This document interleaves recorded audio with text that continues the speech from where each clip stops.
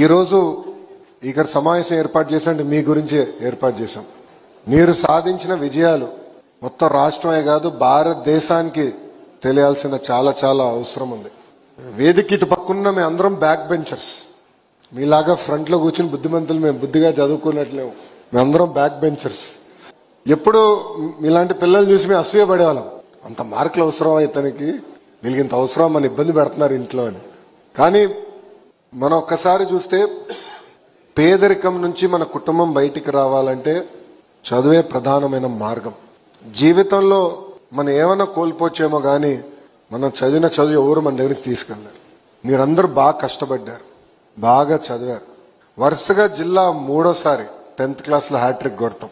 నిజంగానే ఇక్కడ ఉన్న ఉపాధ్యాయుల్ని, అధికారుల్ని, పిల్లల్ని, వాళ్ళ తల్లిదండ్రులందరినీ నేను ఈ సభాముఖంగా అభినందిస్తున్నా. ఒకసారి అంటే లక్, 2వ సారి అంటే డౌట్, 3వ సారి హ్యాబిట్. మీరు సాధించారు, చేసి చూపించారు. మీరు చూస్తే 10th క్లాస్లో 93.9% పాస్ మార్క్స్ మన జిల్లాకు వచ్చింది. ఓవరాల్ ర్యాంక్స్ లో 3వ స్థానంలో మన జిల్లా ఉంది. ఇంటర్కి వచ్చేగల మనం 2వ స్థానంలో ఉన్నాం. ఓవరాల్ ర్యాంక్స్ చూసేగల మనం మన్యం జిల్లా 3వ స్థానంలో ఉంది. All of you are today pride of Andhra Pradesh. We are really proud of you. గౌరవ ముఖ్యమంత్రి గారు కూడా నమ్మేది ఒకటి, ప్రభుత్వ విద్యని బలోపేతం చేయాలి, విద్యారంగంలో అనేక సంస్కరణలు తీసుకురావాలి, మన పిల్లలకి మంచి భవిష్యత్తు కల్పించాలి. ఈరోజు పెద్ద ఎత్తున పరిశ్రమలు రాబోతున్నాయి.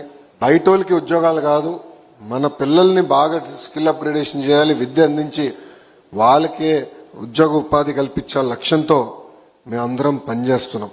ఇక్కడున్న 10th క్లాస్ స్టూడెంట్స్ అందరినీ ఒక విషయం చెప్పదలుచుకున్నాం. ఈరోజు మీకు అద్భుతమైన ఫౌండేషన్స్ ఉన్నాయి. ఫౌండేషన్ బలంగా ఉంటే మనం ఏమైనా కట్టచ్చు, ఏమైనా నిర్మించవచ్చు.